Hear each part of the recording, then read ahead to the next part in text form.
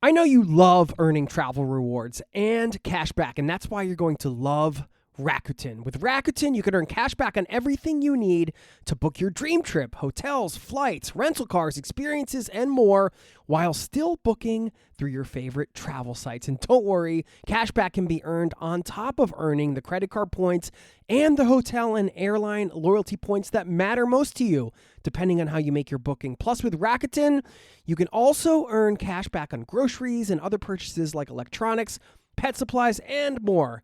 And the best part, you can join today for free and start earning cash back on top of your travel rewards. Go to Rakuten.com or get the app. That's Rakuten, Rakuten. Rakuten, the most rewarding way to shop.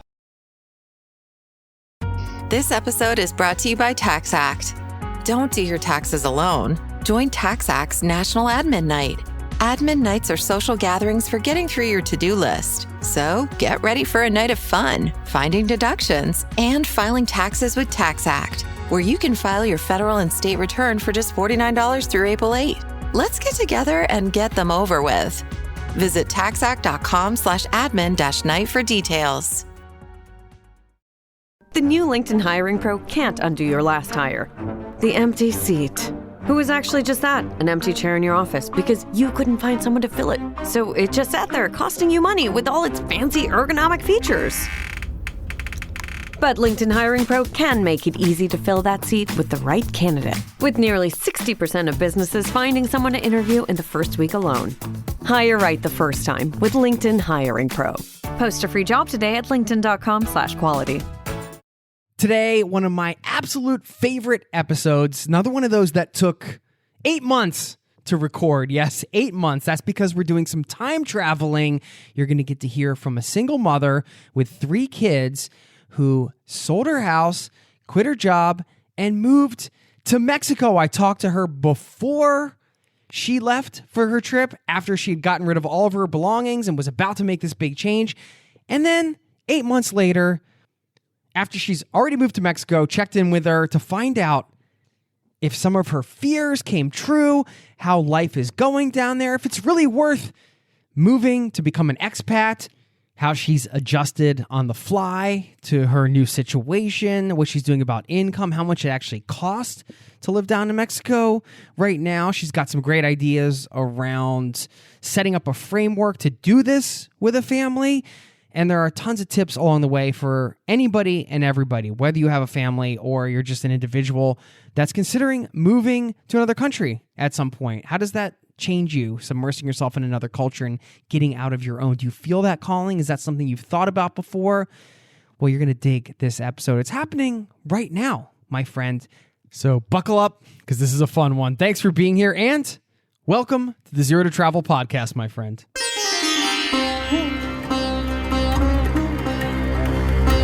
You're listening to the Zero to Travel podcast, where we explore exciting travel-based work, lifestyle, and business opportunities, helping you to achieve your wildest travel dreams. And now your host, world wanderer and travel junkie, Jason Moore. Hey there, it's Jason with ZeroToTravel.com. Welcome to the show, my friend. Thank you so kindly for hanging out.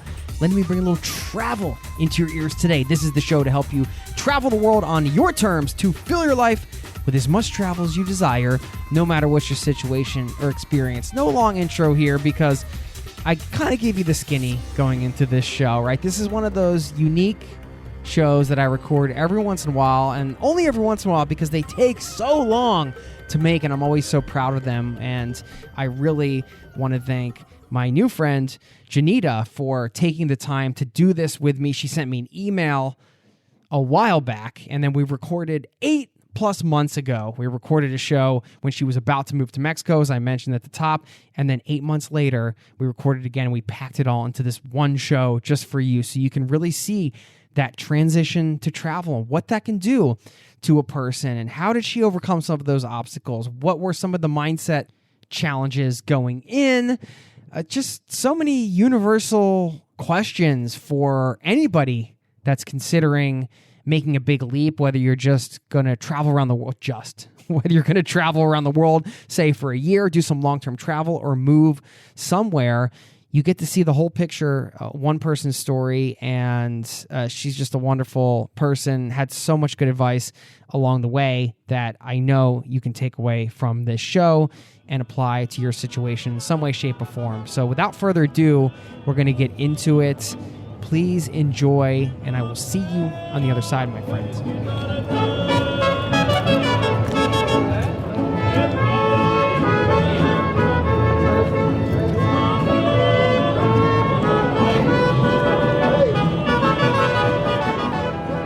I don't want to miss this enthusiasm. I'm getting some good vibes here already. So, and that's why I love you. Well, thank you. And no, I appreciate you writing and, sharing your story. And I just introduce yourself really quickly. Well, I am a 41-year-old single mother of 3 boys. I'm an Army brat, which has a lot to do with my love of travel, I think. I am one of those people who I just seek to live like an authentic life full of new experiences, meeting people. Like that's the kind of stuff that, like that's my mojo, So yeah, I try to stay true to that. So that's who I am. Well, okay, and just so I'm pronouncing your name correctly, is it Jenita or Jenita? Janita. Janita. Oh, Janita. darn it! I was like, it's either Janetta or Janita. Okay. And some people even call me Juanita. I'm like, really? Juanita? Oh, come on. Really? That's give us a break here. Well, mad props for, first of all, being a single mom, because that's no small job. I just had my second kid. And congrats. That's right. Thanks. It's a lot of work. And my parents split when I was 10, I guess. So, we were with my mom a lot. And, I know it's a lot. So kudos to you. All right. I've worked a lot on military bases before, and I do understand the Army brat thing, but maybe some people are listening, they're like, never heard that term or whatever. So you should explain what that is. Yeah, I embrace it. So Army brat is basically just an Army kid. And we kind of have a fraternity sorority, if you will, because I don't think anyone understands, I should say military brat.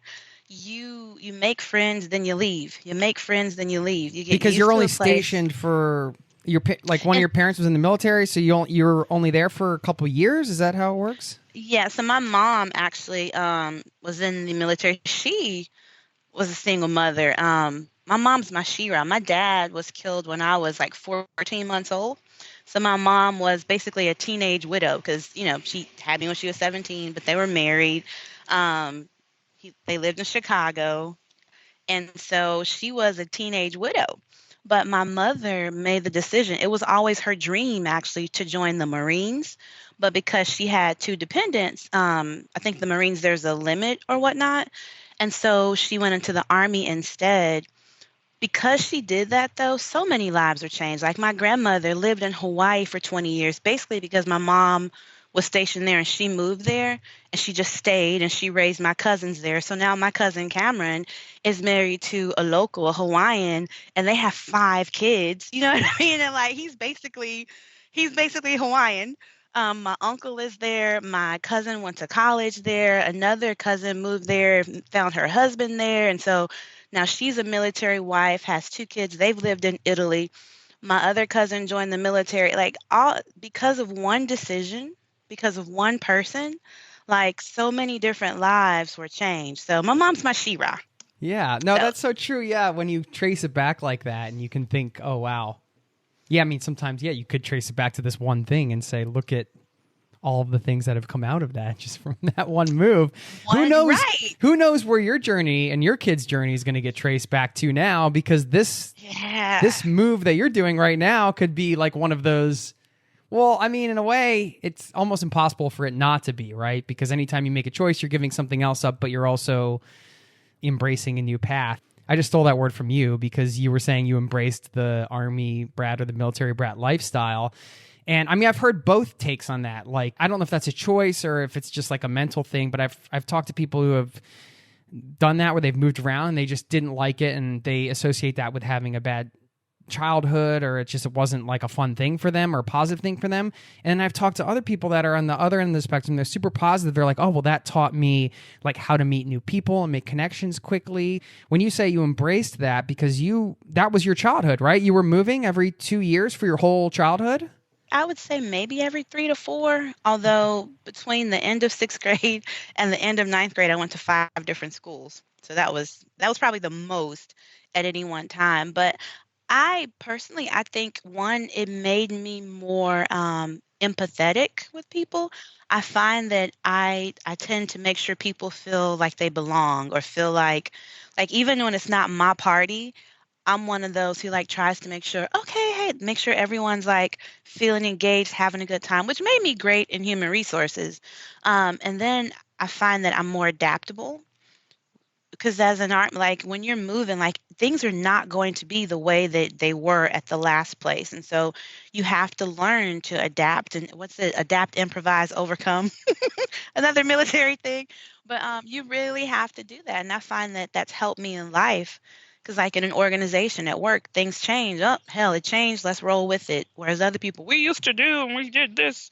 And you get stuck in that mindset. So I personally, like I said, I embrace it. And I think that I learned a lot through the experience and met so many different people. I'm Facebook friends with my best friend from 7th grade, Nice. So it's cool. Yeah, so you've been able to still keep in touch with some of those people, even though you moved around. Yeah. That's cool. Yeah. Well, those are obviously great qualities to get out of that experience. And you mentioned adaptability. I mean, of course, the first thing came to mind is, well, that's great for travel too, or kind of living that life where you're just going to be on the road. You don't know what's going to happen. I do want to get into like what you're doing right now, because this is a big thing. I want to talk first, I think, about the challenge of it still, the mental challenge, because even though you've had all of this change through your childhood and you've had to adapt and improvise and overcome many times, but just because you did that doesn't mean that making a transition to long-term travel is going to be easy, right? I mean, is it still hard for you mentally to get up to this point? Oh yeah. And I'm not one to harp on age, but the fact that I'm 41, and my mom and I kind of talked about this. This is the time in people's lives, and oh yes, we're setting roots, we're established, and I have this wonderful house and this, I've been in my job 15, you know what I mean? Like that's what I'm supposed to be doing. But, I looked up and was like, shit, I've been working since I was 17, and I realized that it's all been in reaction to stuff. This happened, so okay, I'll do this. And I didn't really get to design what I want to do, and so I'm at a point now where, yeah, it's hard. And honestly, the hard part is I have 3 lives dependent on me. If it was just about me, like, I do it and like, whatever, I can live in a 1-bedroom, you know what I'm saying? Whatever. But I have 3 little lives dependent on me. And I'm like, what if I mess up their education? Because we're homeschooling now. And it's like, what if I mess that up? And what if, people are, I'll be safe in Mexico. What if something does happen, And then the whole, like, there are so many what ifs going on in my head. But then I also look at the what if this leads to something magnificent in their lives? What if this inspires them to be da da da da? What if this is the gateway to the purpose that I've been looking for? So I choose to focus more on those positive what ifs while still, kind of preparing myself or guarding against some of the negative that might happen. But it's scary. I sold my damn house. You know what I mean? Like I left a really great job. So it's scary. It's big and hairy and scary. But at the same time, I know within me that if I had kept going the way that I was slowly dying every day. Like I've gained in the last 2 years, I've gained like 50 pounds because I wasn't happy. I wasn't happy. I was just kind of existing, so. Well, let's I'm get excited. into where you're at right now, because just so people have a little bit of context of like literally where you're at right where we're having this conversation. I mean, the place you're at also, but what was the timeline leading up to this? I mean, you mentioned you've had kids, and we don't have to go your whole life because it's like too much to ask for one person. But no. when did you start thinking about leaving your job? And then jump ahead and let us know when you left and sold your house and all that stuff and your plans, so we can have a snapshot of like where you're at right now, because these are special episodes, because we're going to talk to you at some point in the future that we don't know when, but you're going to be on the road with your kids and we're talking about all the fears now, but then we're going to see where you're at then. So this is going to be interesting. You're going to listen back to this. You're going to be like, whoa, but we don't know when. That's happening later. So let's get into the now. So I'll go back to September of 2017. One of my coworkers left. And that's about a year ago from the time we're recording. It is, about a year. Yeah, it is about a year. Well, she left, and she and I had kind of had conversations anyway about she and her husband were thinking about retiring to Costa Rica, and she finally convinced him to retire. She sold her house and downsized, and I listened to the Optimal Living Daily, and so I like hipped her to that, where it's like talking minimalism and all that. And so she did it. Like, she left, and they moved to Florida. And it made me stop and go, you keep talking about doing this. You keep talking about you want to do this. What are you waiting for? And then I started with a life coach and a personal trainer. And my life coach, I love life coaching because they help you pull out the truth that's already there. And I started asking myself, well, why not now? Because I kept saying, I'll do it when the kids graduate. Because, again, I don't want to mess them up. And I'm like, well, you did this, and you're not messed up. So why do you think you'll mess them up, And so just talking to my life coach and journaling and meditating as best I can, because I'm horrible at meditating. We all are. Right? It's like, why is it so hard just to sit still and not think? I mean, shouldn't it be easier? Oh my God, that's a whole nother topic. Yeah. But I would say around the end of November, I knew I was leaving. And I knew that it would be Merida, Mexico, because I had been there for my 40th birthday. And it was the one place that I traveled to. And I kept thinking, oh, God, my boys would love this. My boys would love this. Because usually, honestly, when I'm traveling without them, I'm thinking about them because, they're my kids. But I'm like, woohoo, yeah.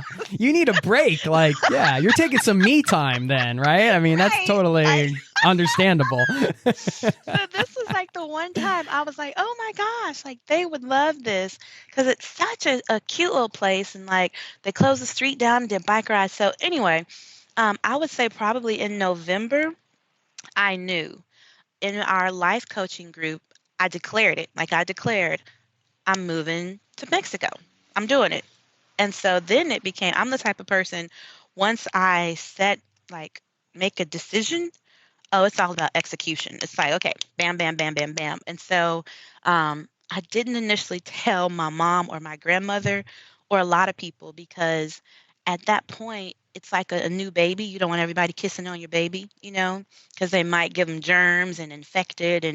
And so I just needed it to be me and this positive group that I was in to nurture it, if you will. And so in December, I was on I'm a travel agent on the side. I planned a New Year's Eve in New Orleans trip.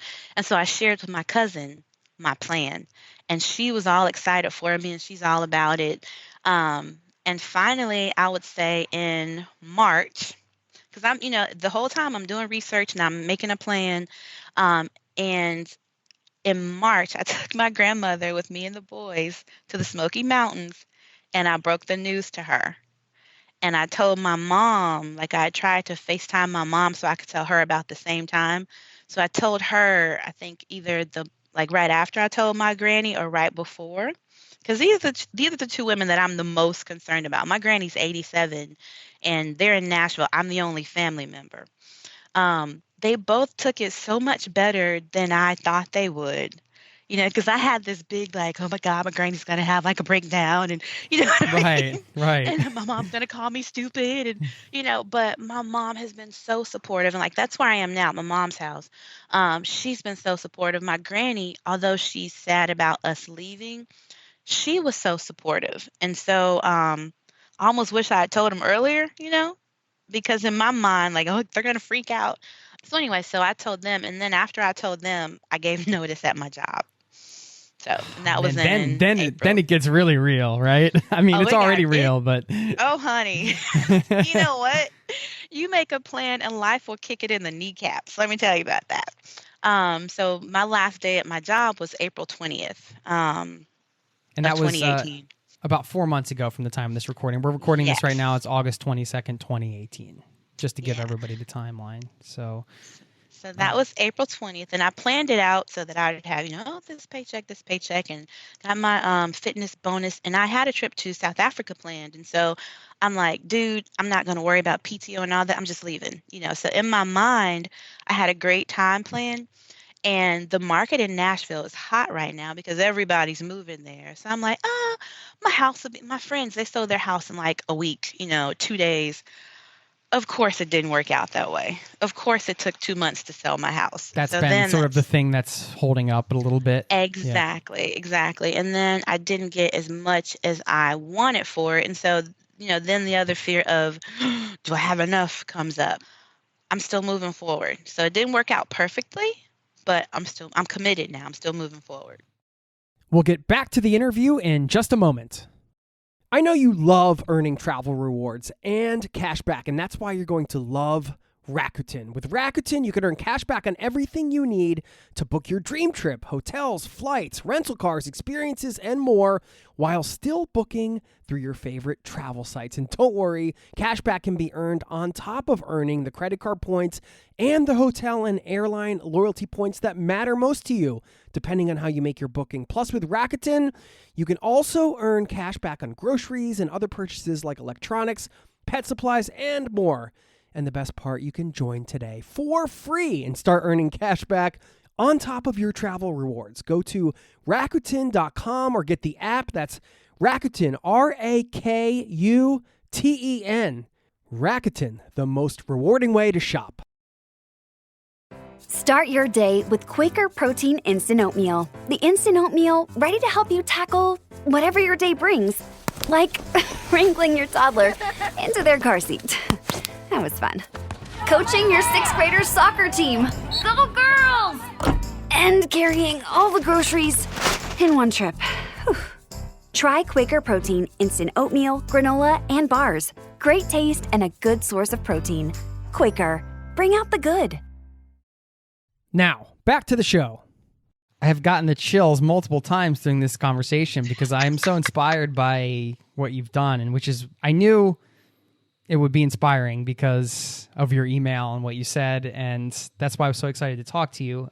And you've put in so much work to get to this point, and also just mental work too. Like, I mean, people don't realize like the logistics behind it. I don't think this whole transition to travel, I mean, the thing that fascinates me the most is it's not that there are a lot of things to take care of, certainly, but it's the mental stuff that you have to deal with so you feel comfortable with signing a contract that's saying, hey, your house is for sale, or like getting rid of your stuff and everything like that. I do want to dig into some of that stuff.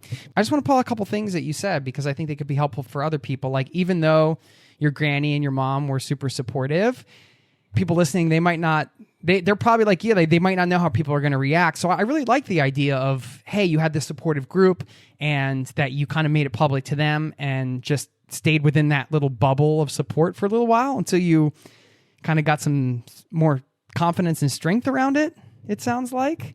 I think that's such a great tip, for people if they are worried about having those conversations. But then also on the flip side, don't build it up so much. Like, maybe they will be supportive, right? Like you were saying in your mind that they weren't, but that you thought they weren't going to be, but then it turns out that they were all about it, right? Yeah. And what's funny is they know me better than I thought they did, because I think anyone who knows me, this is not a huge surprise. It's not a huge surprise. Like, it was going to happen at some point, But yeah, I do think finding groups that are supportive and where you have people who are kindred helps. And that's also where, honestly, podcasts, I started listening to, I think, Budget Minded Traveler first because one of my millennial friends suggested it. And then from there, like, I absolutely love podcasts because it opens up information that is not necessarily readily available to you, you know? And sometimes you learn things that you didn't even know you thought would be interesting. You know what I mean? Like there's a show called Art of Manliness. It's for men. I don't care. I love the show. Like, and they talk about the best things. So I would say filling your mind with things that support your dream or that thing that's like, I don't know, keeping you awake, you know? And Facebook groups. There, I didn't realize I'm not the only one. There's single moms in Mexico group. Who knew, right? Like who knew? So yeah, so that group is so great. Before I shared it with some family members and people who don't travel have been the most scary. You know, oh, don't go to Mexico. Oh, don't do this. And I have to remember they don't go anywhere, you know, so they don't know. But people who have been outside the country, and I don't mean like just to the all-inclusive resorts. I mean like actually been outside like the country and experienced people. They are more open to understanding it, and they are actually excited about what may come from it. So. Yeah. Well, it sounds like for you, I mean, it's just like the mental processing to get to this point where you're actually doing it, of the podcast and consuming. And then there was the action taking, like getting a coach and like being vocal about it and putting the intention out there. And then also you mentioned, I think the third thing was just, I guess, just starting to take action, right? And telling people and telling the people that were close to you, oh, you're helping your friends. And then kind of realizing, well, she just did that, and using that as inspiration. Like, well, I'm talking about this. I'm helping other people do it. Why not me? And being proactive instead of, like you said, reactive. All great things that got you to this point in your life journey. You don't have a house right now, and you don't have your stuff, I guess. You sold all your stuff. Is that? I sold everything, and people are like, "Are you putting it in storage?" I'm like, "Hell no!" But part of that, honestly, and I say this has been a process. So my granny had the opportunity to move back to Hawaii. "Oh, what about my stuff? What about my stuff?" And I'm like, "Damn the stuff, you know. Just we'll put it in storage or whatever." And so the lesson I learned from that was like she was a prisoner of her stuff. Like this thing that keep talking about you want to do, you're not doing because you're stuff. And I'm like, I don't want stuff to be that important to me, you know? Like I said, I listen to a podcast that has a lot of minimalist ideas. Although I'm not a minimalist, I do feel like sometimes people use stuff to like, I don't know, not project, but to fill gaps, you know? And so I sold everything pretty much. My kids, and you talk about mental preparation. One of the things I had to do is prepare my kids. Yeah, I was going to ask about that. So they've always known mommy's going to live in another country. Yeah. But again, I was going to wait till they graduated. Well, how old are they? Just so everybody knows. My oldest is 12 and my twins are 10, all boys. The twins, when I told them, they were like, oh, well, actually, one of them was really excited about it. The other one, not so much. He was like, can I take my guitar? Like, what about this? You know, and my oldest was just not feeling it at all. Although he's like a preteen and he's apathetic about a whole lot of stuff. So I don't know how to read him at all. Sure. Inside he might be excited, but he's just trying to be cool, right? Are you okay? Like, should I be concerned? It's like, I don't know. So what I did was for their 10th birthday, the twins' 10th birthday, which their birthday is a day after mine, I took all of them to Mexico. I took them to Merida so that they could experience it. And a couple of friends actually went with us, and we went on an excursion to the cenotes. And Edward, one of the twins, he just fell in love because they kept calling him Lalo. And we were the only English speakers on this tour, okay? Everyone else was a native Spanish speaker. And even the tour guide, like most of it was in Spanish. He'd speak English to help, pull us in.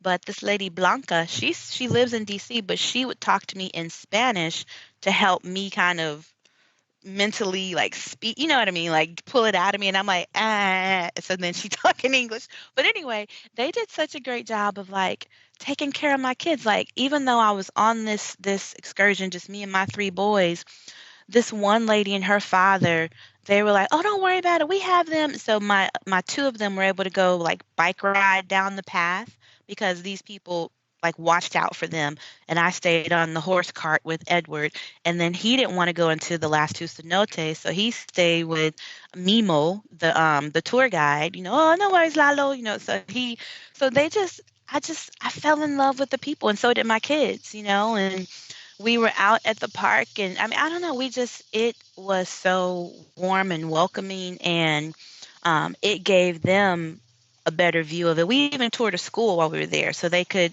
because at first I was thinking I'd put them in private school, so that we toured a school there, and we walked around a couple of different neighborhoods. We went to the mall, which is funny because we go to this mall, Albrista Mall in Merida, right? What do we see? Fuddruckers, IHOP, Chili's. I'm like, dude, what? You're like, well, we could have stayed home for this. Right? It's like there's a Home Depot. I'm like, what is going on here? Yeah. This is Mexico. But yeah, so I think part of getting them there, getting them to embrace it, was giving them an experience of it. So it's not this unknown thing, but they have some contacts and some I guess relationship to it. So Okay.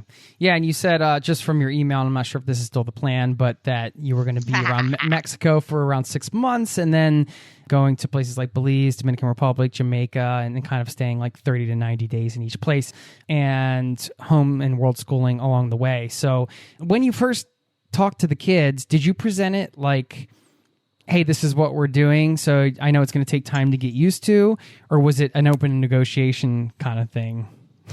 I actually, because, and some people might think I'm kind of weird, our kids are not ours to own. They're little people, and so I kind of watch for how they're wired, and I try to work within their wiring. My oldest is very what's the word? He's very left brain. He's very like, you said this, so this is what, very literal, you know what I mean? And he needs like structure.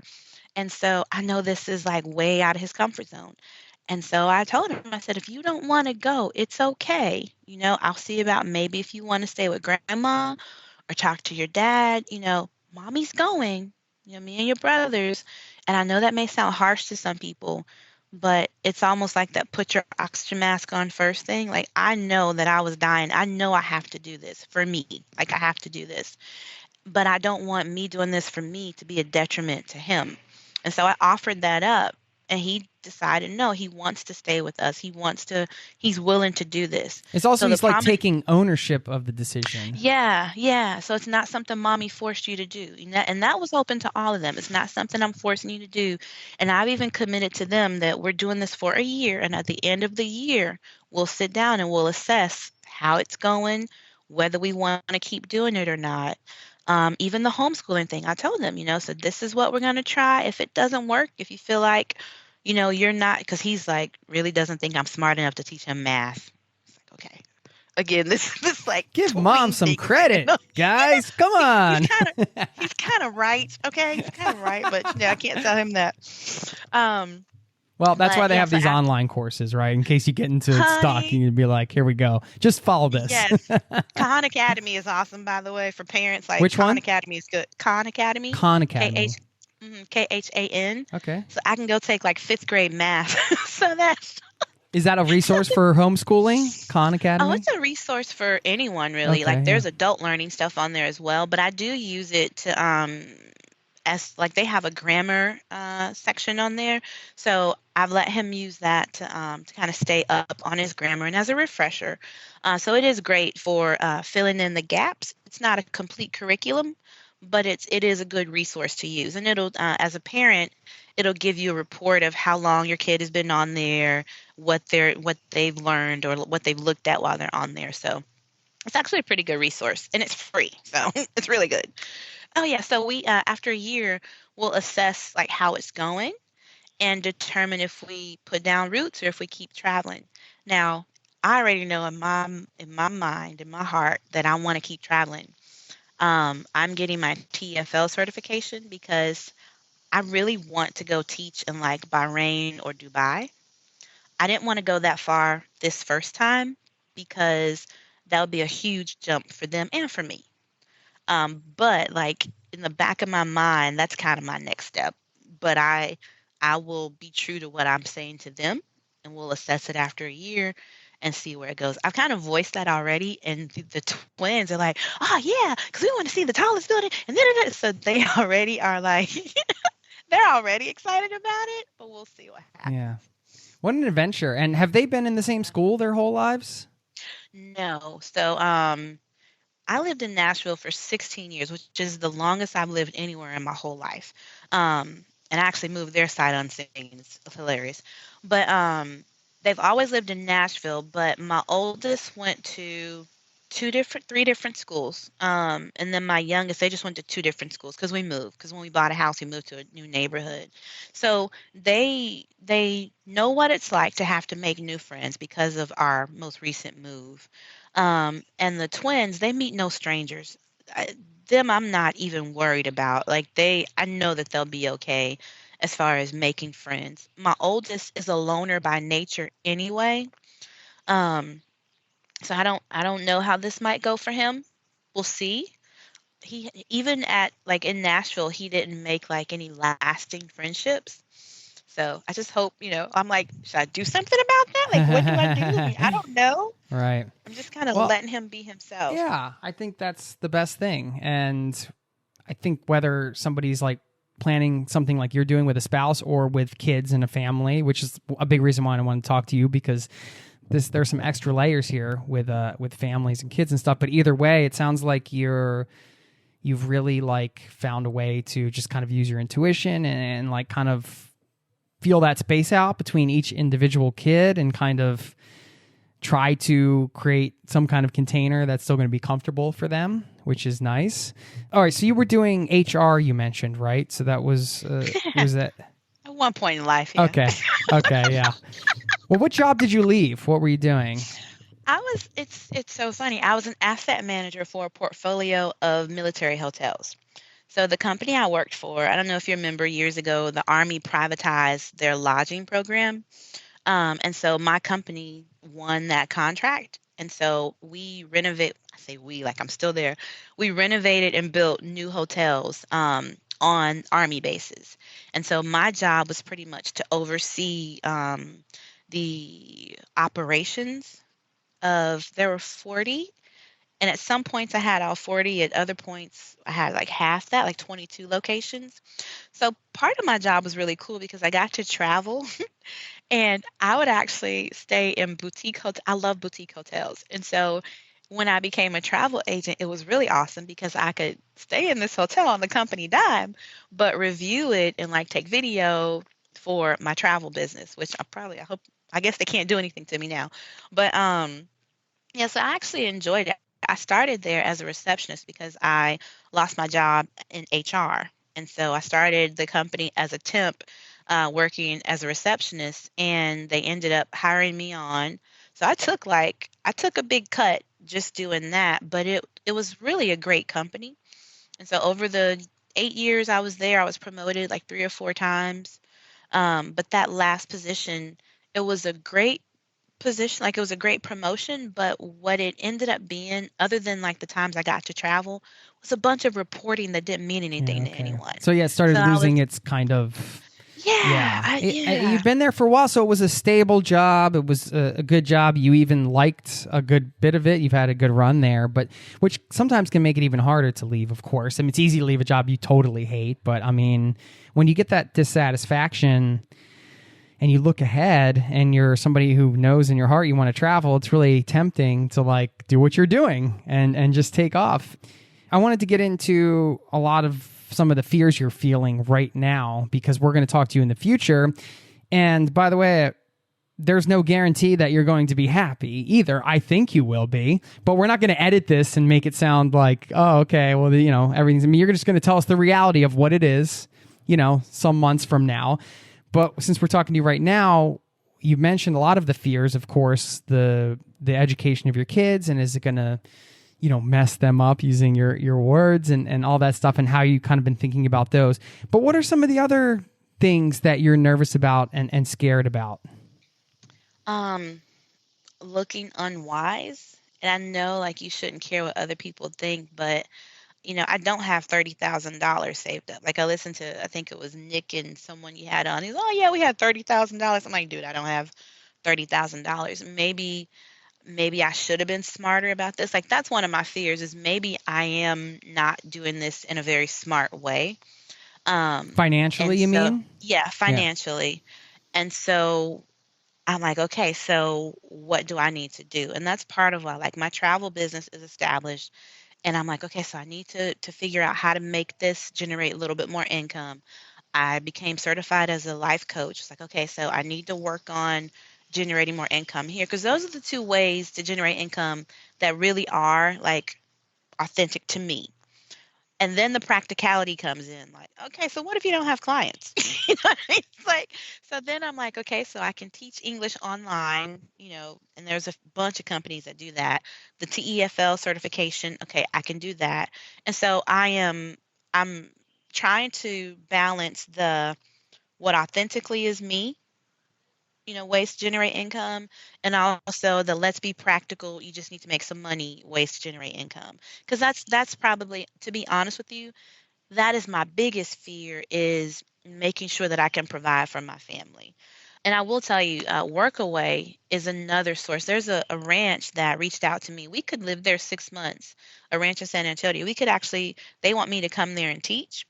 And I could go there 6 months, and all I have to do is pay for, like, because my kids will be going to school at their school, and that's like 300 a month. But they provide room and board. So I'm like, that's sort of my, see how this first 6 months goes, and then like reach out, I was like, hey, Um, so my biggest fear is being able to provide financially for my kids. But that also, I considered that when I made this decision.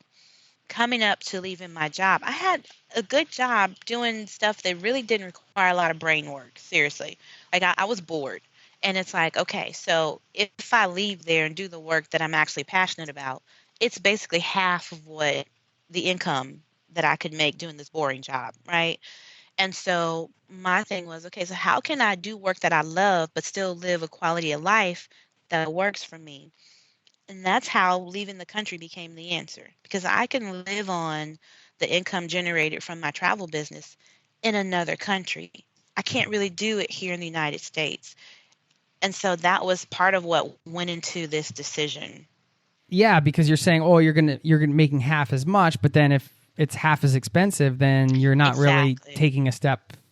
You're just taking a lateral step, essentially. Right, right. Of course, but you're also Yeah. getting the travel experience and the newness Yeah. and the freshness, and you're getting to do something around something that's more authentic to you, as you say in your words. And it's exactly. And so part of the plan, so going to Mexico as a travel agent, the Mexican Riviera and even Baja, like Cabo San Lucas area, it's a big market. And so the beautiful thing is that I will be there, and I can actually go and explore these places, so that way when I put together these trips, I've been there. I have more insight into it. I can make connections with vendors. I actually have a retreat that I've put together for a client for next April. I'm going to be on the ground there. So I'm like, it's going to be so great to actually find vendors who can make the experience so much better for my clients. Um, so that's part of it. We actually may have found the house, 4 bedroom, 4 bathroom on the beach. Are you kidding me? For $600 a month, What 600 US. website did you find that? Well, I didn't. So I told you these Facebook groups are awesome. There's a Facebook group called Casitas in Merida, which is where I was targeting, Merida, Mexico. So this one is actually in Progreso, which is 20 minutes from Merida. And I posted, hey, looking for a place, me and my 3 kids, blah, blah, blah. And a couple of people posted, but this one in particular, I get a good vibe from her. So she and I have been in communication. She sent me an agreement so that way I could see the agreement. And she's no pressure for me to sign it before seeing the place. Which one person was like, "Oh, send me this money now." I'm like, Oh "No, yeah, that's no, not that's happening." Yeah, no. But this lady has been great to work with. And the pictures, it's not like schwanky, like, luxury, but that's not what I'm going there for. So far, I'm loving it. We'll see once I get there, though. We'll get back to the interview in just a moment. This episode is brought to you by Ferrero. Soccer's biggest stage is approaching, and Ferrero is making it easy to go all in. Pick any two Ferrero brands from Kinder Bueno to Ferrero Rocher, and you could win the $1 million grand prize, plus an exciting range of daily and weekly prizes. Don't miss your shot. Official rules apply. Learn more at GoAllInAndWin.com. This episode is brought to you by MGM Plus. From and its Horrors returns for season 4, centered around a town that traps all those who enter. Terrifying creatures that come out at night. Horrors some wished had stayed buried. Where desperate hope leads to darker truths. Dangerous new arrivals, a sinister figure, a shocking revelation. From season 4 premieres April 19th on MGM Plus. Some doors should remain closed. Now, back to the show. Believe it or not, there's a chance that we'll be in Mexico with my family in 5 or 6 months. So wouldn't it be so cool if we got to do this second part in person in Mexico? Awesome. I'm just throwing that vibe out there to the universe because I love that. And I know you like beer, so I'll try and that would be amazing. We could we could hang out and just do this over a cerveza. Yeah, that would be awesome. There is a lot to unpack here, but I think we've covered your big fears, and the financial fears, of course, is something I think everybody's going to relate to if they're going through this transition to long-term or full-time travel. And I mean, you're doing it. Yeah. The other fears are little things like, and some of them are nuances because I'm a plus-size woman. So I'm like, will I be able to find clothes? And I have big feet. Like, will I be able to find shoes? These are the things that go through. Yeah. And my kids, like, haircuts. Like, will I be able to find a barber for them? Should I learn how to cut hair? Because I don't do that kind of stuff. So those are like little things that those will not stop me. The biggest fear, though, I would say, is just the I'm not even really, the language thing is not intimidating to me. When I really tap in and the finance is probably the biggest fear. Yeah. Well, everybody has their big and big ones and small ones and things. I mean, you can't help but when you're making this big of a change in life, like these things, random things are going to run through your mind, right? Like in the middle of the night, you're just thinking about, your kids' haircuts or whatever. It's like, oh, what am I doing? But you've tackled so many fears leading up to this, just to get to this point of letting go of your job, letting go of your house, letting go of your stuff, and all of the things it takes to do what you're doing. And then also, I think letting go of this idea of, hey, okay, so my kids aren't going to have this quote unquote traditional school existence for like this period of their lives, and who knows how long this will go, but just kind of detaching from the idea that's like could be a negative thing, because who's to say? I think it's a great thing to have your kids out of school and to be showing them the world, because they're going to learn so many things that they can never learn in a classroom. It's so exciting. So it's exciting because, one, I will say the homeschool thing that's one of the big things I've had to research. This is funny. I have to share this. In my research, I didn't research the law. Okay. And so I didn't know that in Tennessee, you have to have an umbrella school. I didn't know this. And so one of my church members has been really great with giving me information about places to find curriculum and what she's used. And so when we were in the hotel, like leaving Nashville on our way down to Savannah, I was just logging in, just like checking in with her because I'm still researching curriculum, right? And she said, yeah, our umbrella school requires 180 days. And I was like, huh? And so I quickly Google searched umbrella school and like did a couple more searches. I apparently was breaking the law because I just didn't, because the house closed on the 10th. Breaking the law. Right. Right. So school in Tennessee in Davidson County started on the 7th. Well, the house closed on the 10th. I'm like, I'm not sending the kids to school for 3 days, right? I apparently was breaking some truancy law. And so it's August 13th, right? And so I just looked up the umbrella school she was using, and they had on there that they would not accept the kids if they've missed 5 days of school. That was the 5th day. So I'm calling. I'm like, yeah, da-da-da-da. And the lady's like, don't worry. Go ahead and register. This will be considered your, blah, blah, blah. And I'm just like, like it was so funny because I'm like, umbrella school? What the hell is that?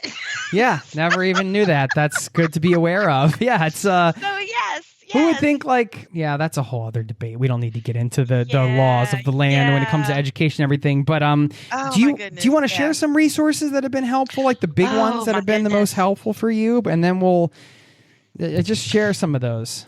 Yeah, so I will say, it doesn't have to be super expensive, because I was looking at like the private online homeschools, and we're talking like maybe $7,000, tuition for 3 kids. Because I have 3 kids, like that's a huge, for 1 kid, it might not be so much, but for 3 kids, it can be a lot.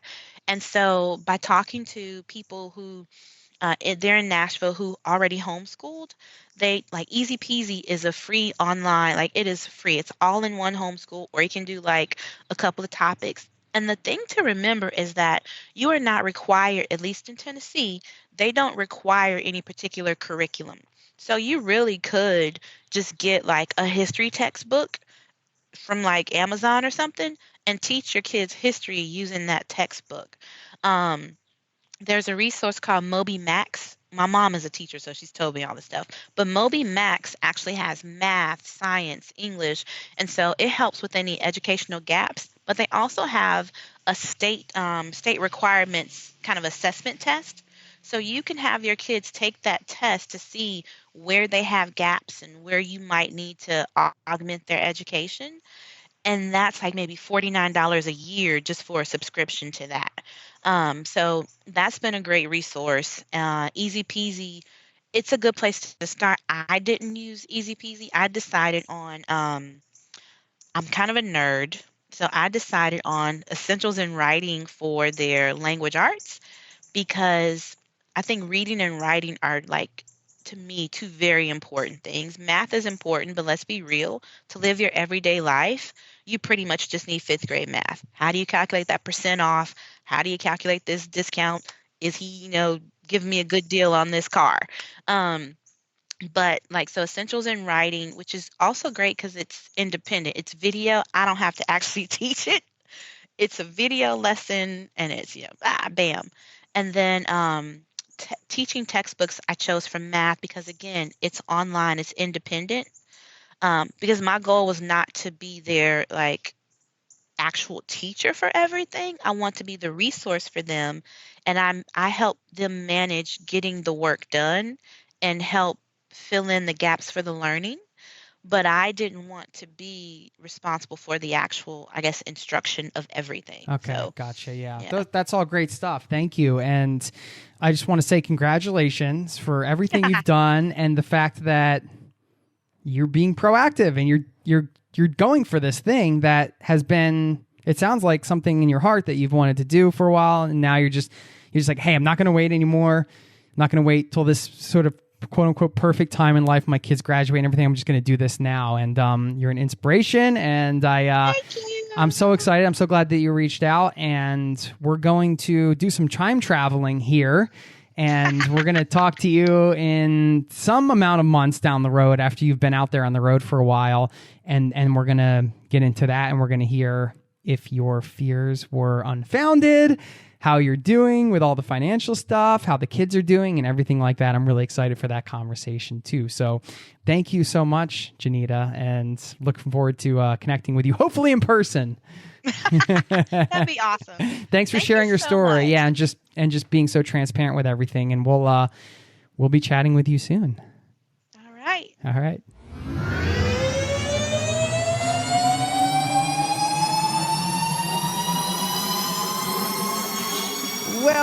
Well. If it isn't Jenita, how are you? Hello, I'm to see. It's so nice to see you. You as well.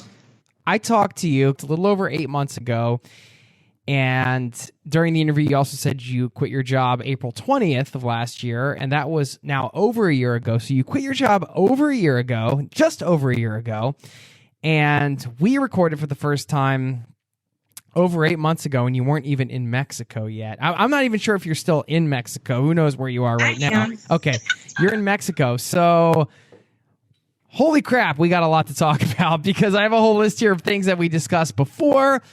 What has been going on? Where are you? Oh my gosh. So I am in Merida, Mexico. For a month, I stayed in Progreso, Mexico, because I found it online in one of the groups. And being American, I needed to have a plan. I needed something set up for when I got here. And so I set this place up just based on pictures and hated it. Really? Okay. You mean the first destination or the actual accommodation you were staying at? Both. Okay. Both. Yeah. And I went with Progreso because the prices for Merida had gone up. It had increased from when I first looked at it. But the price for this house was 12,000 pesos, which was about 600 US. In my novice mind, that was a great price. And it seemed really fair, And so when I got to the house and I got to Progreso, I realized that, this is not really what I want. The house was 4 bedrooms, 4 bathrooms, a really big house, but it was old. There was no air conditioning. I had to light the stove with a match. It was not plugged up to the electricity. The kitchen didn't have hot water. Lizards loved us. The adventure begins. Oh my gosh. The whole backyard was sand. So the beach was right behind us. But the Malecon ended behind our home, which meant people were out there drinking all night, right? And people would ride horses on the beach and they'd leave their droppings. So it wasn't exactly what you imagine as like, I'm going to live on the beach. So yeah, that didn't work out too well. How are the boys doing? They're doing well. So Progreso was tough because one, they weren't going to school, which they aren't now either. They were homeschooled. But the language thing was a lot worse there because we didn't interact very much with other expats. And we would go to the park. Like I'd go to the park in the evenings to do Zumba, and the kids would play with other kids. But that was the only time they ever played with other kids. And everything else we wanted was in Merida, which was a bus ride away, and was just kind of... So Progreso was not the place for us. Some people love it, but it was just not the place for us. Yeah, so you were there for how long? A month. Okay. 1 month. And then you moved to Merida? Merida, yeah. And it's not far. It's about maybe 20 or 30 minutes. But what's funny is the kids, the twins, they would be scared because we had cockroaches and lizards. And then, the people behind the house or whatever. And so some nights I'd have to sleep with them in their room. And they'd be like, when are we leaving this house? So it was, the last 2 weeks were really long, really long. Going through things like that, do you kind of bond in a different way as a family, right? You do. And I think it helps them learn resilience because, at the end of the day, it wasn't really that bad. It was more their imagination than anything. And so we talk about fear, how it's bigger in your head than it actually is, right? And so I think it helps them be a little bit more resilient and a little stronger and a little more, they get better at pushing through fear. So, well, speaking of fears, let's talk about some of the ones you ticked off in the prior episode, which is connected to this one as we've time traveled already. We're 8 months ahead. We're recording this May 6th, 2019. And yeah, some of the things that you were worried about, you had some what ifs, and you talked about there were like good what ifs and bad what ifs, and we discussed some of the bad ones. You were worried about maybe messing up the boys' education with the homeschooling. You were worried about something happening in Mexico bad. You were worrying about, finding a place to live and how the boys would do and all these things. And primarily, a lot around your kids, which is obviously, as a parent, I understand that's the usually the primary concerns. Let's talk about some of those fears. Do you feel like this experiment has, if you want to call it experiment, or your new life down in Mexico has messed up their education in some way? Like, was that an unfounded fear, or? I was very good at school.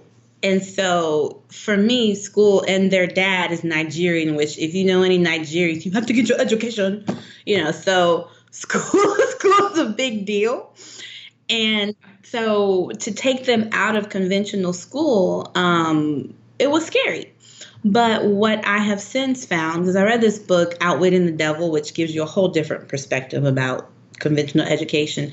And I did more listening to there was this family that had a podcast, and then some people that I've heard on your podcast talking about world schooling and unschooling and still being successful. Their kids still being successful, contributing, compassionate, educated human beings. And so I took the plunge.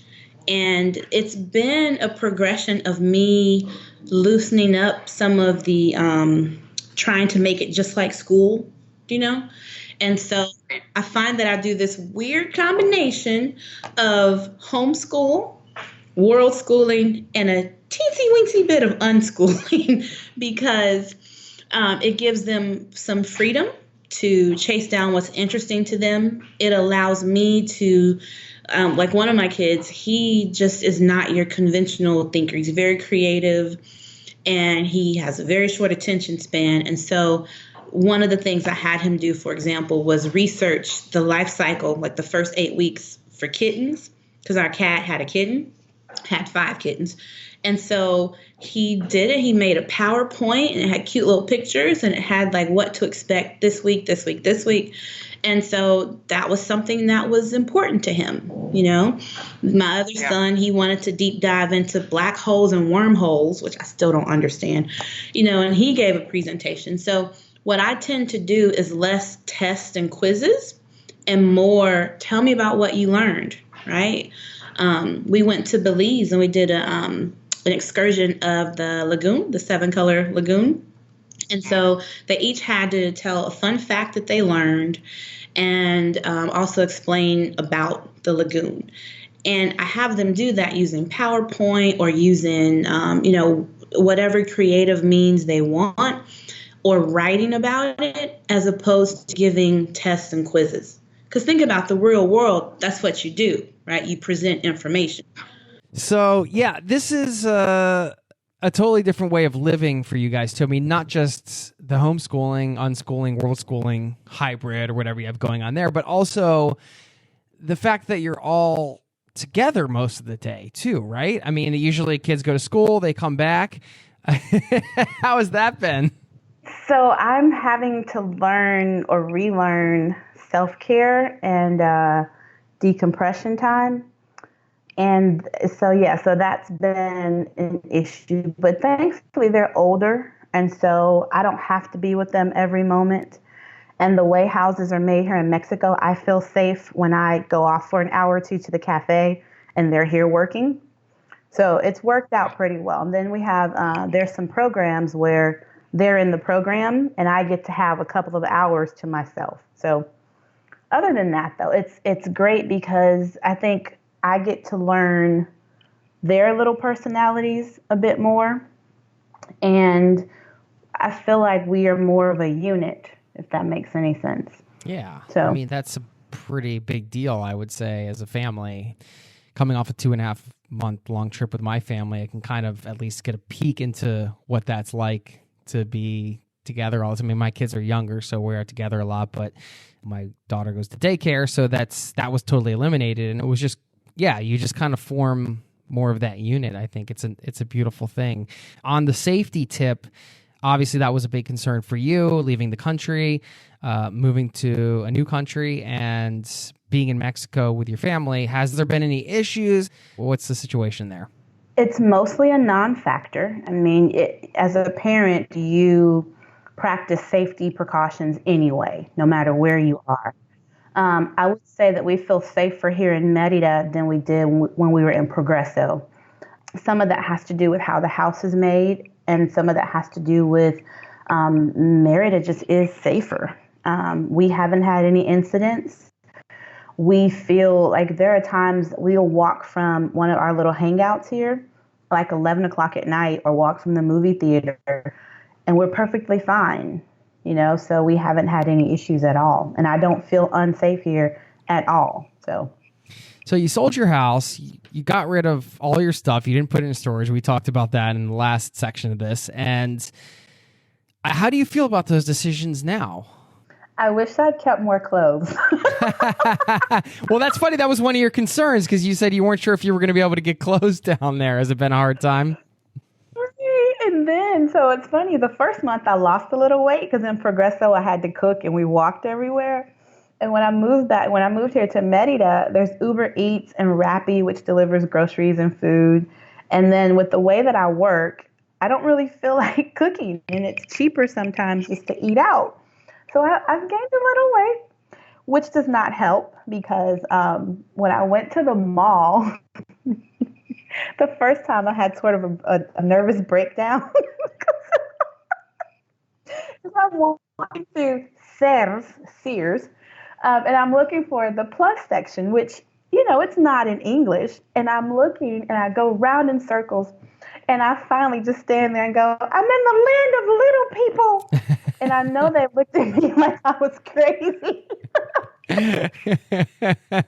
So you wish you kept some clothes, but other than that, I mean, what about the house? Has that been? I'm okay with it. Yeah, honestly, I hear I have a 3-bedroom, 2.5 bathroom, 2-story house with a garden. That's comparable in most ways to what I had in the United States.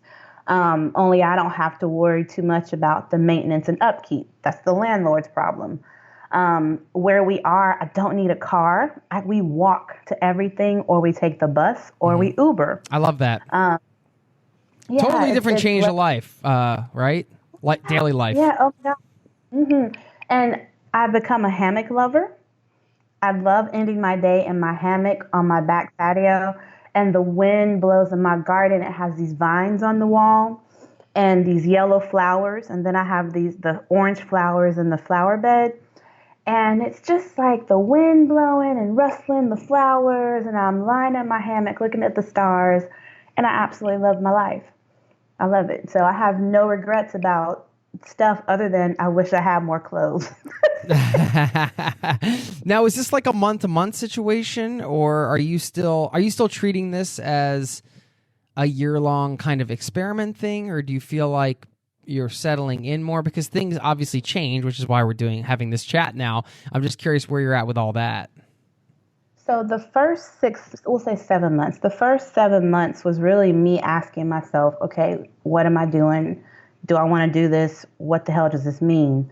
So we did the month in Progresso, and I met a woman here who helped me find a place, and we negotiated a contract for a house, which I decided to stay in one place instead of, I think I initially wanted to maybe travel 3 to 6 months and like go somewhere different.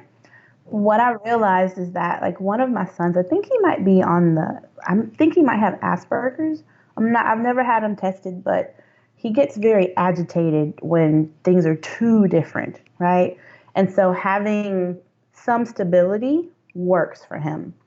And even for me, like having a place to come back to, it feels better than living this transitional, because that month at my mom's and then the month in Progresso, I just didn't like being so transitional. So for us, having a home base works. And so I decided to sign a year-long lease here. And at our 6-month mark, like right before 6 months, we traveled to Mexico City, Belize, Chetumal, Bacalar, Celestun. So we did some traveling outside of here. And it all confirmed that we were in the right place. Like we love to visit those other places, but Merida is the right place for us. And so we'll be here probably for another at least 18 months to 2 years. We'll see.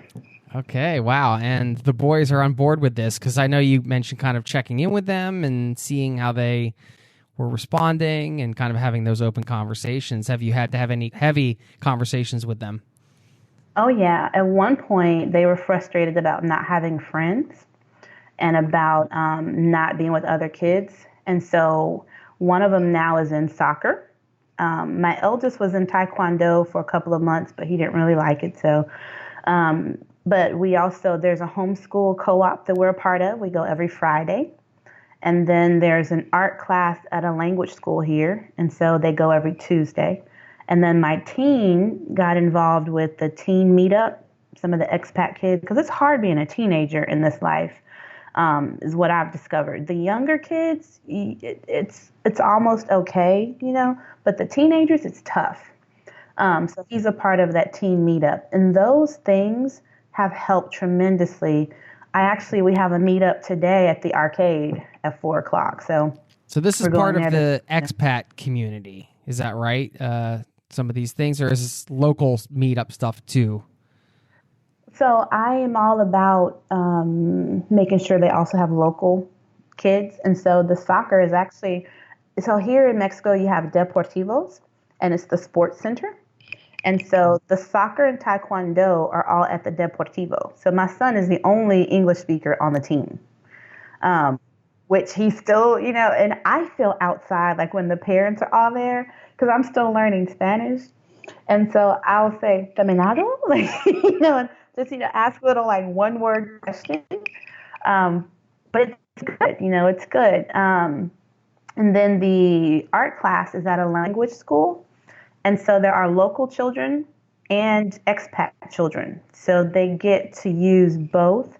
And the instructor, he says things in Spanish to help them begin to learn Spanish, but he also speaks English.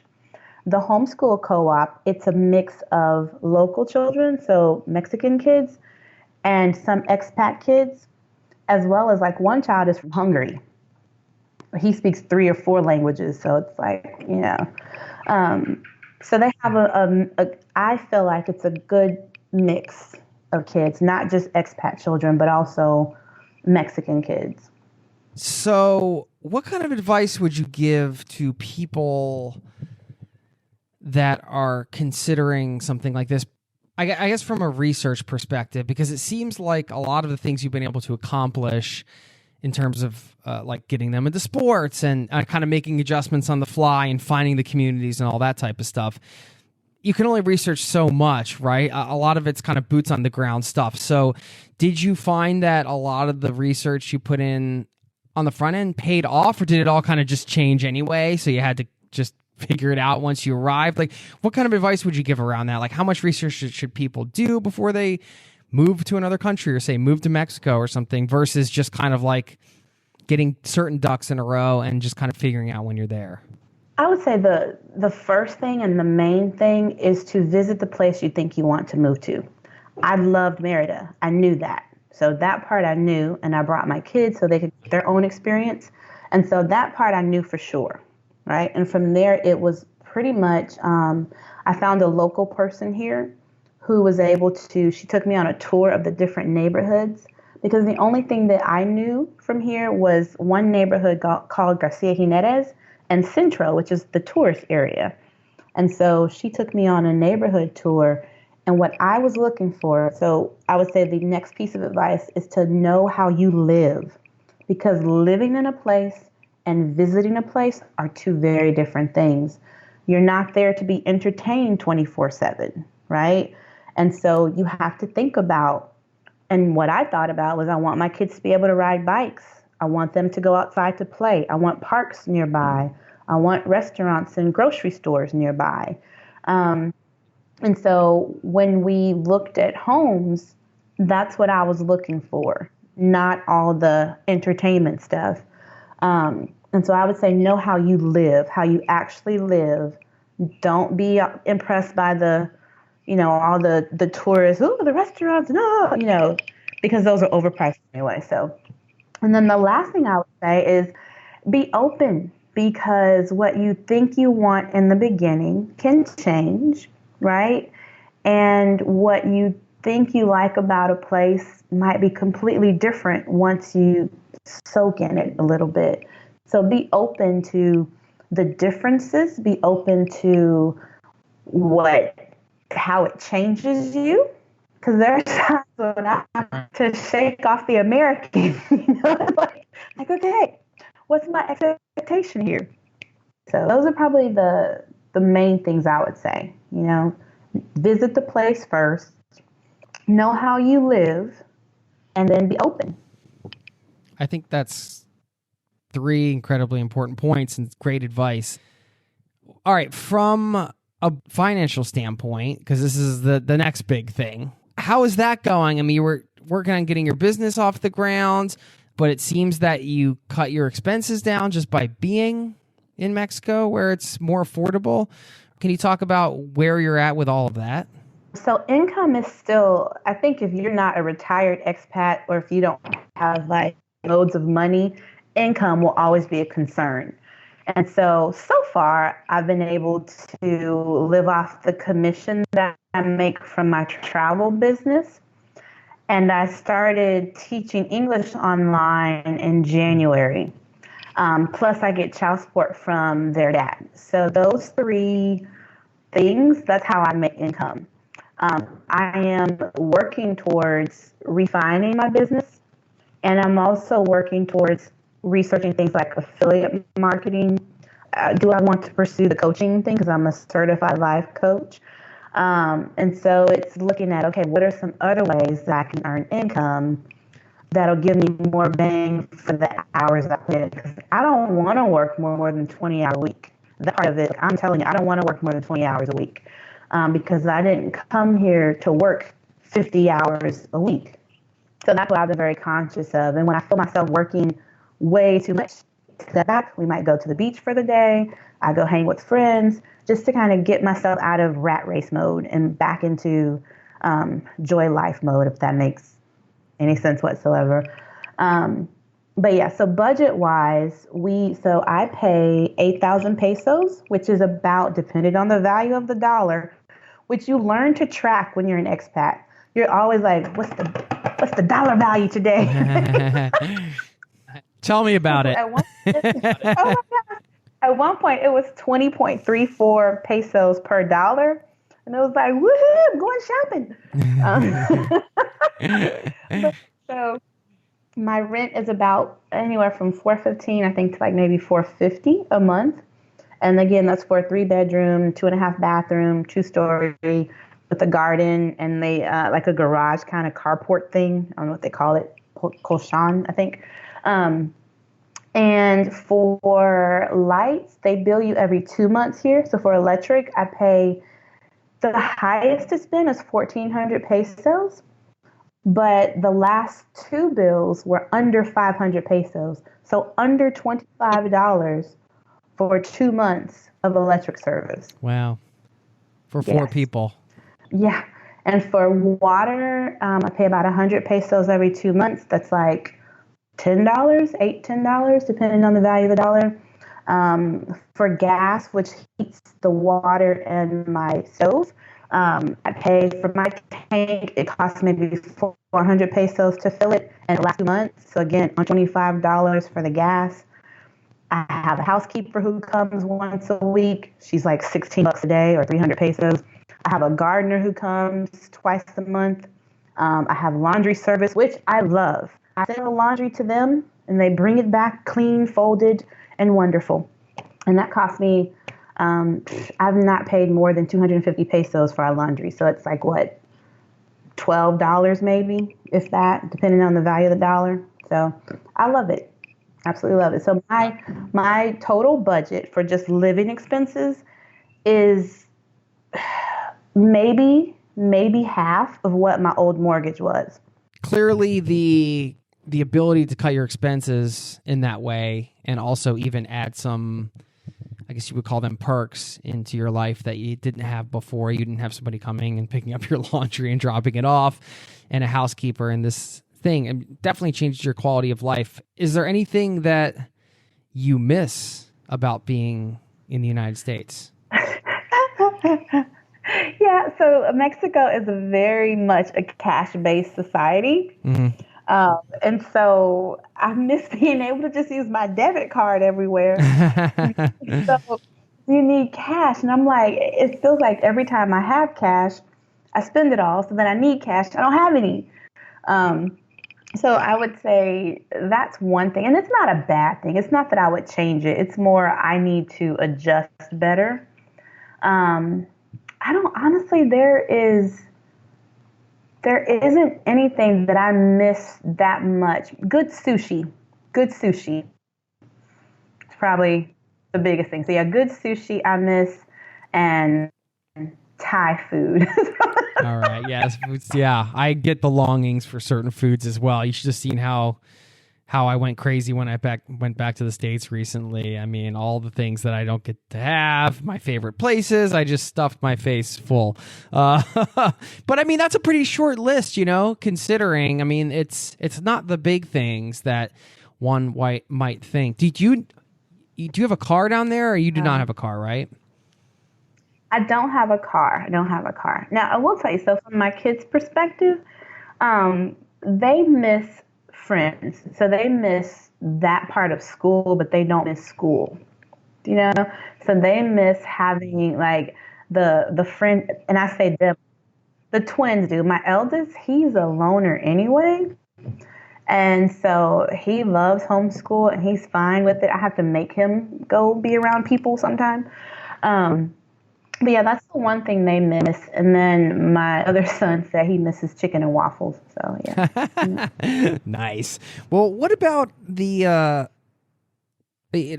just going back to the daily life again? Because I think the term you used is the rat race mode. I think you said. I mean, I feel it too as an expat in Norway, and I work for myself, so I am kind of on my own doing my own thing. But it seems that even the work culture in Norway is. Well, I mean, there's certainly stresses and everything, but there's still not that extra element. It doesn't seem like there's that extra element of anxiety that's permeating the entire culture, right? For a variety of reasons. I mean, rightfully so in many ways. I mean, people are trying to figure out, well, how can they get insurance for their family? And everybody's kind of like trying to figure out their own situations and make things happen for their families. And like when it comes down to it, people just want to take care of their families, right? So, but when you step out of that, it certainly does change your, I don't know, you're just in a different, for lack of a better term, like vibe, kind of. But over a period of like days and months and then years, and how is being out of the corporate America type scene changed you as a person?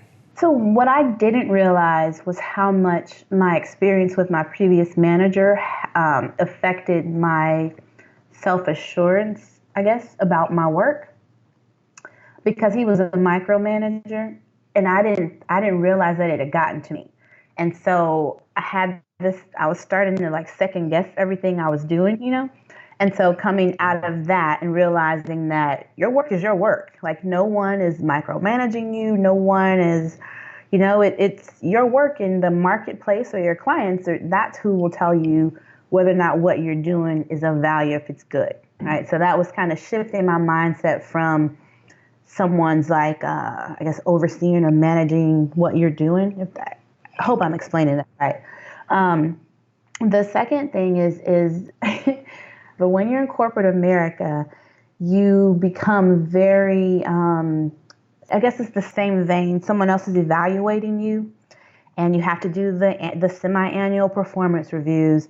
So there's all these hoops you have to jump through. And so I'm like, I've released myself from all the hoops. I released myself from what a title means. Like my little sister, she said something the other day about looking for this, or she got a job offer, and it would put her back to a manager title. She'd have the same job or same work, but it'd just be a manager title. And in my mind, I'm like, who cares, right? Like, what the hell? Like, whatever. But like, I no longer care about that kind of stuff, like the title and what someone else deems as my value.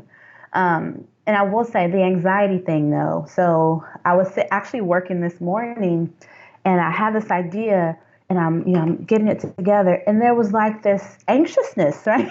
This anxiety, and I had to say to myself, "Calm down, girl. Like just calm down." Well, it's built into us because we grew up in it. You know what I mean? Like I feel like, and I mean sometimes I think it can be to my advantage personally, right? It's like, all right, this is like sort of this extra hustle that I might have, growing up on the East Coast and and being from the States and all that. Not that other countries are lacking that, but it's just, everybody has their own unique experiences. And I think if you've ever like worked in the States and you've had the hustle to like make things happen, then you know what I'm talking about, or anywhere for that matter. But so that can be advantageous if you look at it that way, but also, yeah, like the anxiety part, not good, right? Because it's adding stress. And again, I go back to, if it doesn't bring you joy, why are you doing it? And not that every aspect of what you do, because I hate the bookkeeping part, right? And I hate sucks. going to log my commission, like data entry, like I don't want to do this, right? But when you when there's more anxiety than there is joy, when there's more dread than there is excitement and engagement, then I think you have an issue, right? Because I can be anxious. Like I had a group that I planned a trip for, and they came a couple weeks ago. And so there was anxiety, but it was that, it was that excited, like, flowing. It's a different kind of anxiety, right? Right. And kind of like, I want this to go off well. I want these people to have a good time. Exactly. So, but I agree with you. I think if it's in the right amounts and in the right moments, it's an advantage, right? It's that American ingenuity, that American, stick, whatever it's called. But when you're out of balance, it's what causes stress. Right. It's what causes, all the health issues that we have. And so. Yeah, I think it's fascinating how you can take a person who is, the same person and put them into a different place and a different culture and just see how that changes you. Like just changing your physical location. Right now, we know, of course, like all the things we've talked about too. It's more than just that, because you've had to let go of, your house. There was a whole process getting here, and then you've even gone further, as you've mentioned, letting go of, an identification with the job title and different things like that have come with this experience. But at the core of it, right, where you're taking yourself and putting yourself in just a different physical location and a different culture, and being surrounded by that, and that has a huge influence as well. I mean, when you reflect on it, it's hard to say, well, what exactly, all of these experiences change you, but that element of it, it's hard to say how much it's changed you, or maybe you can pinpoint it a little bit, but I just find it interesting. What may scare some people is, who are you without the job title and without the stuff? Who are you? Right? Because what I find for a number of Americans, and not just, I can only speak to Americans because that's where I'm from, but what we do for a living and the stuff that we have, it's like what others notice most about us, or what sometimes helps us feel more important or gives us identity, right? So who are you without the title, and who are you without the stuff? And I think that for some people, that's scary. For some people, it's like they don't want to do the work to find out who they are without the stuff, and they don't want to be without the stuff because I worked hard for this stuff. And, so for me, that's been key, is without the stuff, because, getting in the house was proving that I could do this as a single mom, and I got this, but it's like, okay, so now what? You proved that, and what? Right? And so for me now, it's really, when I say to you, back to the joy, like even parenting, it gets frustrating as hell, but I have to go back to the joy. Why am I doing this? What am I trying to teach my kids? What do I want? Envisioning who they're becoming. Who am I becoming through this? That's kind of how I navigate this life. That's kind of where I am right now, is who am I becoming? Who are they becoming? And how is this experience lending itself to all of that? So. It seems like with some of the additional help that you mentioned before, and just having more time and not having to earn as much, really, I mean, you have the ability to not have to be micromanaged by somebody else, right? And it seems like, which is nice, yay. And also, I guess it seems like there might be more time for reflection on these types of things, right? I mean, is that in and of itself like sort of feeding some kind of momentum in terms of personal growth when it comes to having the time to just take a look at it and kind of think about it and process and experience the joy and have time to reflect on like, oh, okay, I should be having more joy in this moment. Is that something that's changed you? Well, yeah, but I think that's important for anybody, no matter where they are. For me, I've had to make sure to maintain it because, so at one point, the income generation became like a really big deal. And I gave up my mornings. So I was scheduling classes at 5 a.m. and 6 a.m. And I did that for a couple of weeks. And it was like my life seemed to go like off kilter. And I was more irritable.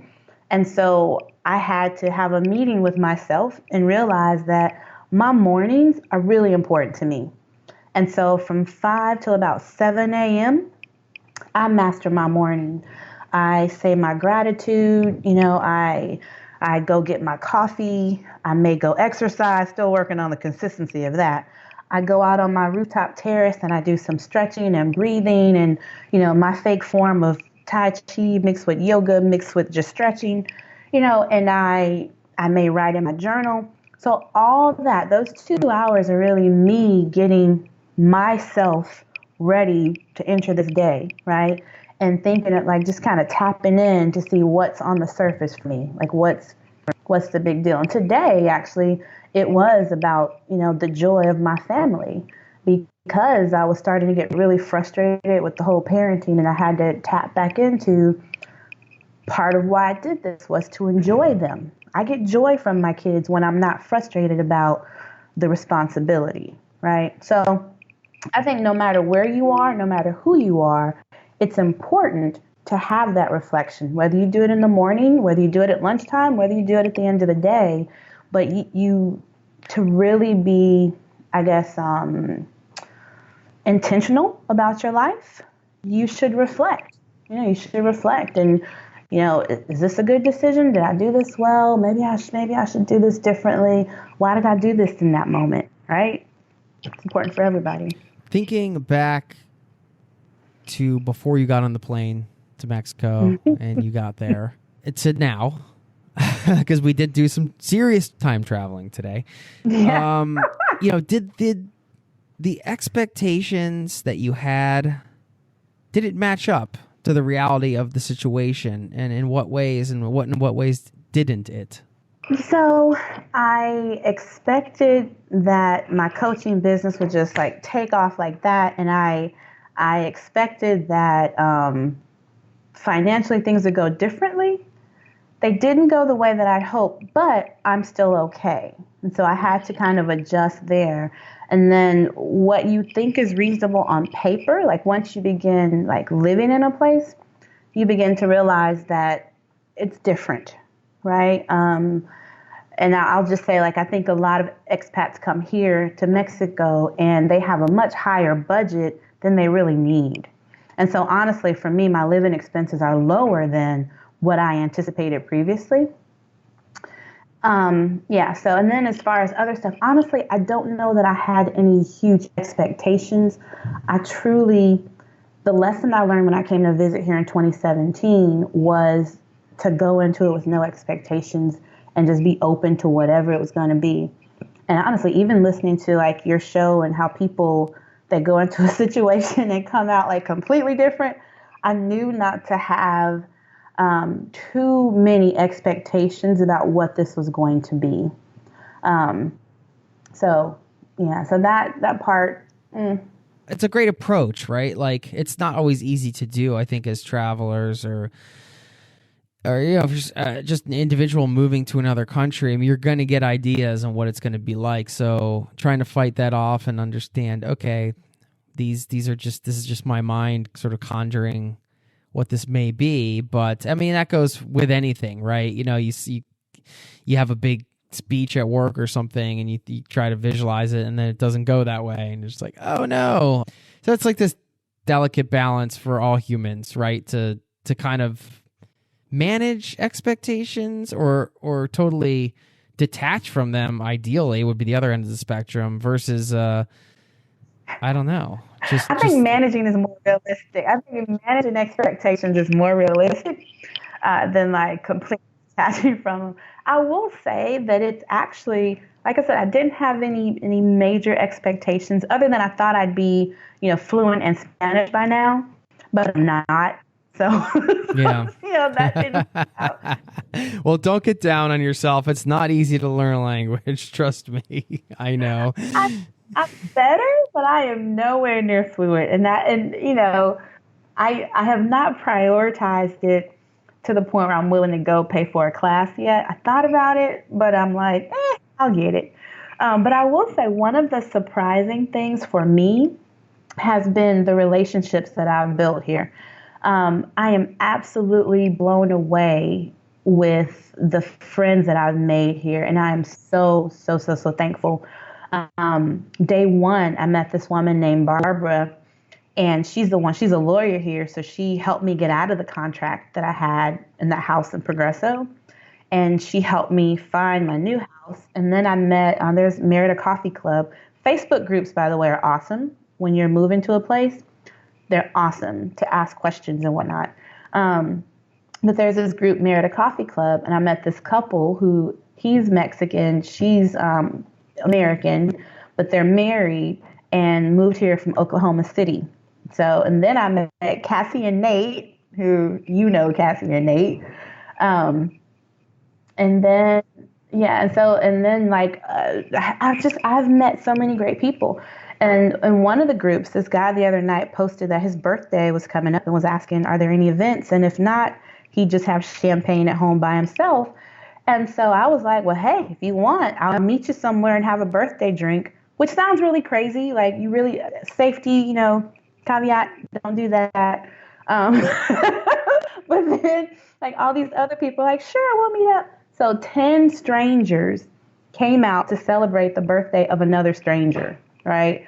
And only living this expat life would that happen, So yeah, and now we're all meeting up for dinner in a couple of weeks at this one guy's house, and so I love it. I love it. That's fantastic. So it doesn't sound like you have any big regrets. I mean, you've kind of painted you've given us the updates. I feel in a way that is, there's some ups, there's some downs, but overall, satisfied. Overall, it's good. Yeah, and I don't want to give anyone any false ideas. Are there challenges? Of course there are. I mean, you have challenges moving from Chicago to New York, so there are challenges. There are language issues. Like I said, I had a meltdown in the mall.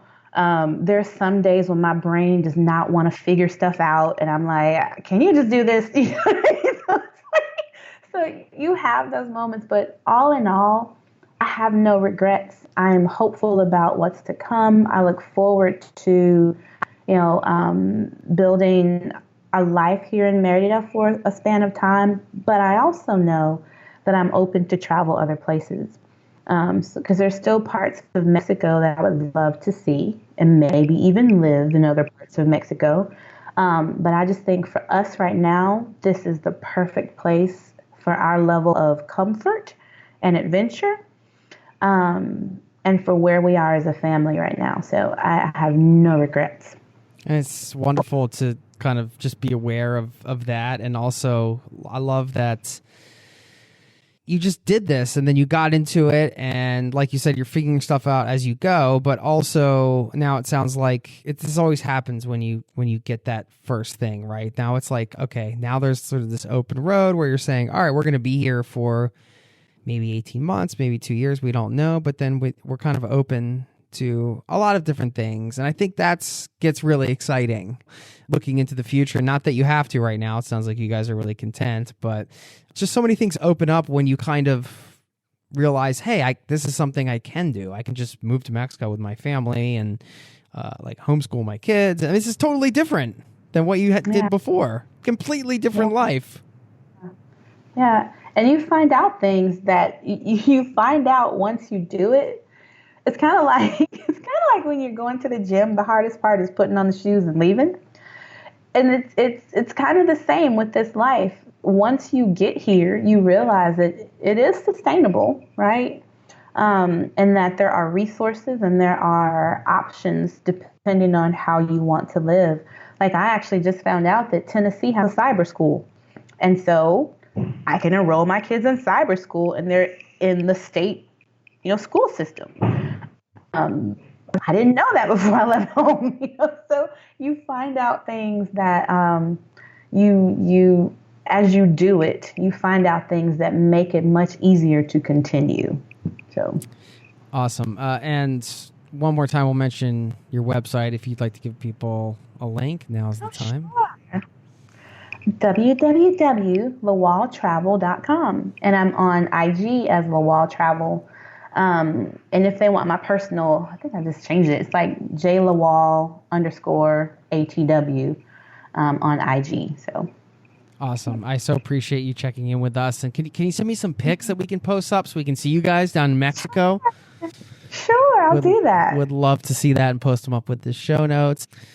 It'll be interesting, I think, for you to listen to this episode, hearing you before, because I just listened to it, but I don't know if you have recently. So we're smushing this all into one episode, and we get to see like this sort of transformation, all the things that you've done over the last basically 8 months since we recorded. And I just really admire what you've been able to do, and also just having the guts to do it and just make it happen. And now you're there. Sounds like living a pretty good life and enjoying yourself and spending a lot of time with your family. And that's all beautiful stuff. So I really appreciate you coming on and sharing it with us. Well, thank you. And I just, anyone who's thinking about it, I will say, you do it afraid. You do it afraid. You do it with that little quiver in your stomach. And just know that, you'll get through it. There were nights when I was like staring at the ceiling thinking, what have I done? What have I done? But you breathe, you figure out the next 2 steps, and you keep going. So. Yeah. Love it. You're an inspiration. Thank you, Jenita. I really appreciate it. And yeah, I swear we got to do this in person sometime. We missed you when I was in Mexico. Like, I feel like I barely missed you when we were in Mexico, but we know where you're at now, and we know you have a big house, so we're gonna come and stay in it. No, we're not gonna. We won't invite ourselves. But if we're welcome, we just might show up at the door. I don't know. We'll see. Everyone's welcome. Definitely, you could stand. That's awesome. Yeah. Thank you, Jason. Thank you so much. All right.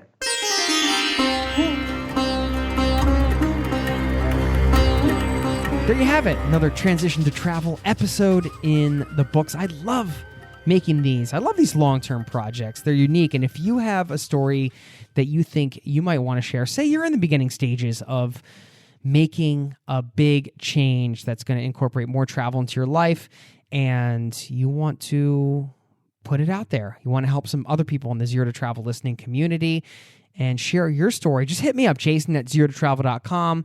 Anytime, let me know what you're planning, what you're doing. Maybe you'll be the next one from the community featured on this very podcast. I want to thank each and every one of you who took time to listen to this show, and really appreciate you just being a part of the Zero to Travel caravan. I get my energy and my drive to keep this podcast going from you, my friends. So just get in touch if you haven't yet. Just say hi and let me know who you are, what you're up to, and sign up over at zerototravel.com if you haven't done that yet. We got some cool stuff for you that you can't get on the podcast. And yes, I am recording some exclusive audio coming up that's going to go out to the community email newsletter. So all kinds of stuff happening. If you dig the podcast and you haven't signed up yet, hit pause, just wrap up here, sign up over there. Would love to welcome you into the online community there so you don't miss anything. And I just want to thank you once again for your time. I'm going to leave you with a quote. Jenita mentioned the word joy several times, and that's a word that I don't use very often, but I feel that is an important word. And that's why I'm going to leave you with this quote from Rumi, who said, "When you do things from your soul, you feel a river moving in you, a joy." Thanks again for listening. See you next time. Cheers. This podcast has been brought to you by ZeroToTravel.com. Ideas and advice to make your travel dreams a reality.